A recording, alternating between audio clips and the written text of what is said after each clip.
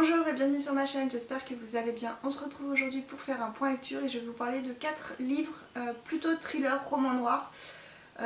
C'est vraiment une sélection un peu à thème sans le faire exprès, mais c'est mes lectures que j'ai faites à la suite, donc voilà.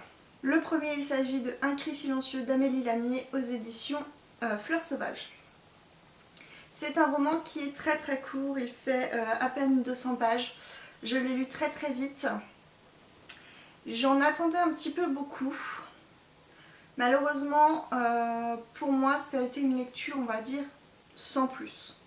Dans ce roman, on se retrouve avec un couple et un enfant, s'il me semble bien me souvenir, qui vont déménager dans une maison et c'est la maison de leur rêve. Ça fait quelque temps qu'ils cherchent à déménager et là, ils ont enfin trouvé la maison de leur rêve. Donc, ils déménagent dans cette maison.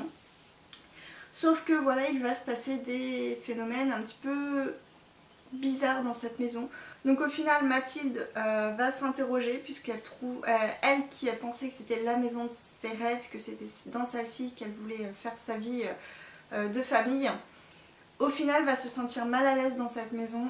Elle va se rendre compte qu'il y a des choses qui se passent qui sont pas très normales. Et en fait, donc du coup, elle va s'interroger, est-ce qu'elle devient folle ou pas ? Est-ce que c'est que elle ou est-ce que c'est pour tout le monde pareil? Donc c'est un roman qui, en peu de pages, doit marquer. Je peux pas parler plus de l'histoire sinon c'est tout vous spoiler. Mais voilà, c'est un roman, on va dire, un roman qui doit marquer, qui doit choquer, qui doit bouleverser. Pour ma part, ce côté claque, on va dire, m'a manqué. Voilà, donc Mathilde... toute l'ambiance, tout le côté oppressant autour de Mathilde est bien là. Malheureusement, la fin, qui doit justement être bouleversante, m'a pas tant émue que ça. Ça a été soit mal amené, soit c'est moi qui l'ai pas ressenti comme il fallait. Oui, c'est un roman qui ressent de l'émotion tout autour de cette ambiance un peu oppressante. Il y a une histoire qui est derrière. Et justement, c'est cette clé de cette histoire qui fait que c'est bouleversant. Malheureusement, moi, il m'a manqué quelque chose pour être vraiment émue. Donc voilà, c'est une lecture qui se lit très vite, c'est un roman choc. Très peu de pages pour marquer les esprits. Malheureusement, avec moi, ça l'a pas plus fait que ça. Mais ça a été une bonne lecture. Je suis contente d'avoir découvert ce titre chez les éditions Fleurs sauvages. J'aime bien cette maison d'édition. Donc voilà, j'ai pas grand chose de plus à en dire sur ce livre. À vous de le découvrir. Je sais qu'il a eu de très bons retours, justement avec cette fin un peu, assez bouleversante, qui pour moi malheureusement ne l'a pas été, mais qui peut être très bouleversante. Voilà, pour moi c'est un bon roman, mais il m'a manqué un petit quelque chose. Ensuite je vous parle d'un roman noir, il s'agit de Là où les lumières se perdent de David Joy aux éditions 10-18. C'est un roman noir assez court, que j'ai lu vraiment très rapidement parce que j'ai été tout de suite plongée dans l'atmosphère vraiment sombre du roman. C'est l'histoire de Jacob, un jeune homme, on va dire, qui pour lui la vie est toute tracée. On se retrouve un peu dans l'Amérique un peu, l'Amérique noire un peu voilà, profonde, où tout ce qui est corruption, comment je peux vous parler un petit peu de cette ambiance américaine qu'on ressent dans certains films un peu roman noir, films noirs, là ici roman noir. Vraiment l'Amérique profonde, mauvaise, sombre. Vous voyez, donc là, Jacob, qui est le fils d'un grand baron de la drogue, qui est respecté malgré tout le mal qu'il peut faire, un peu comme un parrain, baron de la drogue, etc. Mais enfin voilà. Donc c'est son fils, sauf que son fils n'a pas les mêmes ambitions que son père. C'est quelqu'un qui est totalement différent, mais voilà, il sait que sa vie va se terminer ici, il va pas beaucoup plus avancer, donc il veut... comment dire, il s'est résigné. Il s'est résigné à cette vie de baron de la drogue, il va aller dans les pas de son père. Et du coup, tout le long de ce roman, c'est un peu ça, on le suit dans sa démarche de retour vers la lumière. Est-ce que lui, il peut vraiment s'en sortir ou pas? Et au final, on se rend compte que son destin est tout tracé. Donc c'est vraiment sombre, c'est un roman qui est très très sombre, qui m'a beaucoup plu justement par cette plume, de ce côté le bien, le mal. Donc Jacob, est-ce que Jacob est un fils digne du nom de son père ou pas du tout? Est-ce que lui il pourrait s'en sortir en dehors de cette communauté mauvaise en fait, de ce clan, de cette famille qui se fait respecter en tuant ou en faisant tuer les gens. Donc voilà, c'est un roman qui est pour moi très très bon. J'ai beaucoup aimé la plume de ce roman. C'est très sombre, c'est très noir et en même temps, comme le titre l'indique, il y a de la lumière au bout. C'est ça qui m'a beaucoup plu, c'est que même si Jacob est résigné, il y a toujours cet espoir, ce côté espoir qui est là et qui franchement m'a beaucoup plu dans ce roman. Donc voilà, c'est un très court roman noir, hein, il fait même pas 300 pages, ça se lit très très vite. En tout cas moi je le conseille, c'était une très bonne lecture. Les 2 prochaines lectures dont je vais vous parler, ce sont des lectures un petit peu faites au hasard. C'est-à-dire que je suis inscrite sur un challenge où il faut lire des livres selon des consignes. Et ici, il y avait des consignes, on va dire, sur un thème précis qui durait une semaine. Et pour le coup, moi j'en ai lu 2, je me suis procuré 2 livres. Et en fait, la consigne, c'était lire un livre avec une cloche sur la couverture. Donc, le truc qu'on peut dire complètement simple, au final, c'était pas si simple que ça. J'en ai quand même trouvé 2 et c'est 2 thrillers, donc je vous en parle tout de suite. Le premier, il s'agit de Sous l'emprise des ombres de John Connelly aux éditions Pocket. Ici, on est dans le tome 10 ou 11, je crois, de la série de cet auteur, donc avec le détective Charlie Parker. Donc clairement, j'avais peur de ne pas pouvoir, de ne pas en tout cas bien rentrer dans l'histoire, de peur de ne pas comprendre le personnage de Charlie Parker. Au final, pas du tout, j'ai été très intriguée par ce personnage de Charlie Parker. Je n'avais absolument pas l'impression de manquer quelque chose.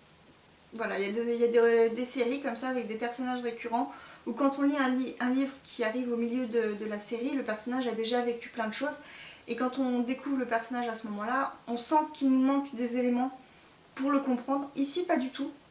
Alors oui, le personnage a déjà vécu plein de choses, mais j'ai pas eu ce manque. Du coup, c'était plutôt pas mal. Déjà, tout de suite, on a une mise en place sur une espèce de village isolé qui a décidé justement de s'isoler de tout le reste, de tous les autres villages autour, et qui a une espèce de vision de la ville un peu particulière, et justement dès le début on se pose des questions. Donc la ville c'est Prosperous, et donc toute cette petite communauté là va faire des choses bizarres pour que justement cette ville continue de prospérer. Donc dès le début on a une jeune femme qui arrive dans c'est le magasin ou le bar de l'un de ses habitants, qui est en robe blanche, qui est complètement dévastée en fait, et qui dit oui on m'a kidnappée, appelez la police. Appeler la police, il faut absolument que... Enfin voilà, en fait la jeune femme a été séquestrée quelque temps dans une cave. Et cette première scène est assez choquante parce qu'en fait ça va être les habitants eux-mêmes qui vont la tuer. Et donc c'est assez bizarre. On se pose plein de questions, pourquoi, comment, qu'est-ce qui se passe. Donc je spoil rien, c'est les premières pages. Et voilà, on se pose plein de questions sur cette ville et sur ses habitants. Et c'est vraiment intéressant parce que j'ai vraiment été curieuse de comprendre ce qui se passait dans cette ville. De savoir c'était quoi cette ambiance particulière qui fait qu'on séquestre des jeunes femmes ou alors qu'on la tue, voilà. Donc j'ai vraiment beaucoup aimé ce côté-là. Les personnages sont assez vraiment typiques, j'ai envie de dire, assez caricaturaux, mais c'est pas gênant. Et à côté de ça, on a une enquête que Charlie Parker commence en fait. Donc il y a un SDF qui était son indique, qui meurt, qui se retrouve à... Comment je vais pouvoir dire ça, qui décède en fait, et Charlie Parker en fait va se rendre compte que ce SDF voulait qu'il enquête sur la disparition de sa fille avant de mourir, sauf qu'il n'a pas eu le temps de lui proposer ses services, il est mort avant. Et pareil, une mort assez étrange. Donc du coup Charlie a décidé de quand même enquêter et de trouver la solution, et ça va l'amener dans ce petit village de Prosperous. Et c'est là que ça va vraiment se poser des grosses questions. Donc voilà, c'est quelque chose c'est une histoire qui m'a beaucoup plu. Il y a des intrigues imbriquées les unes dans les autres, qui fait que tout au long du roman, on est quand même pas mal intrigué.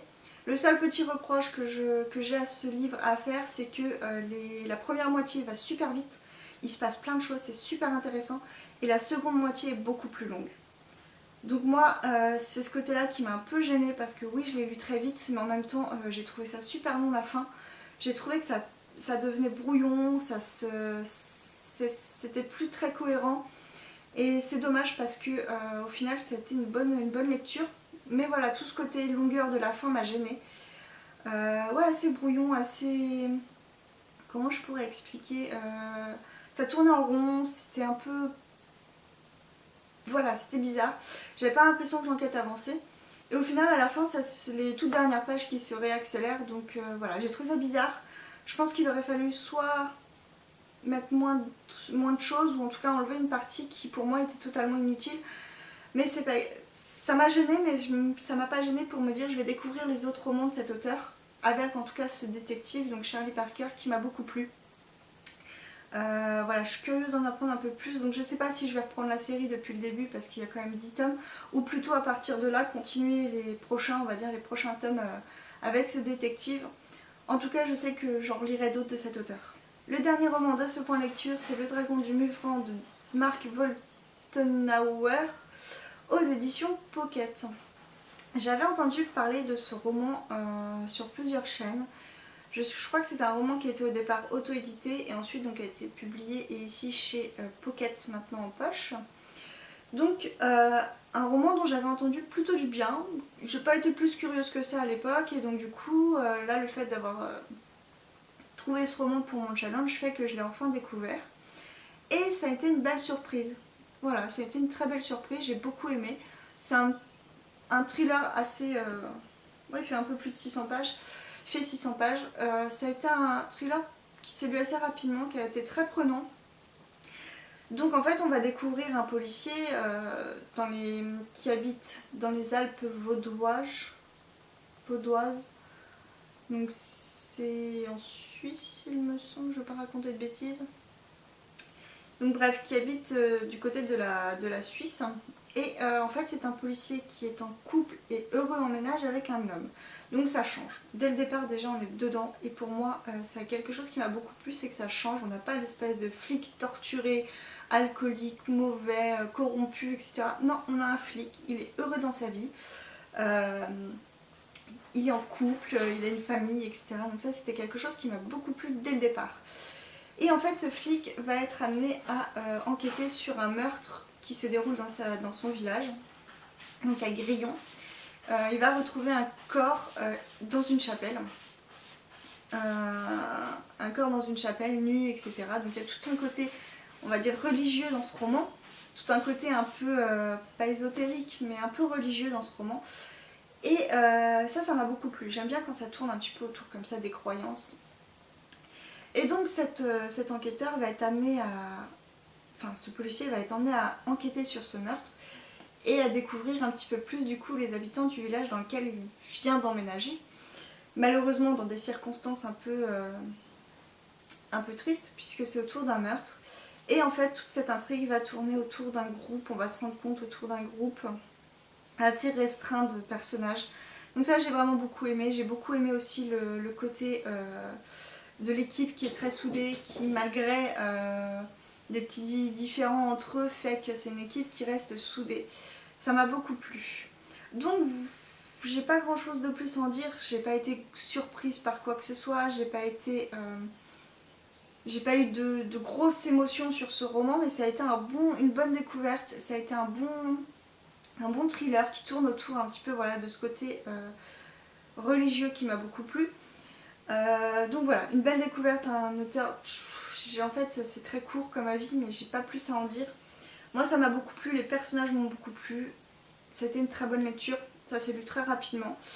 Voilà, je pense que je lirai le prochain de l'auteur quand il sortira aussi en poche parce que pour moi c'était plutôt vraiment sympa.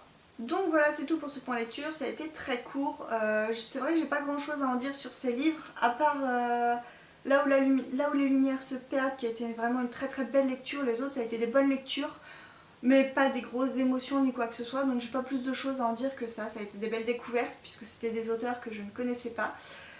Donc j'espère que ça vous a quand même plu, que certains romans, j'ai pu vous intéresser sur certains romans. Sinon, si vous les avez déjà lus d'ailleurs, n'hésitez pas à me le dire en commentaire. Et moi en tout cas, je vous dis à très bientôt pour une prochaine vidéo. Bye bye.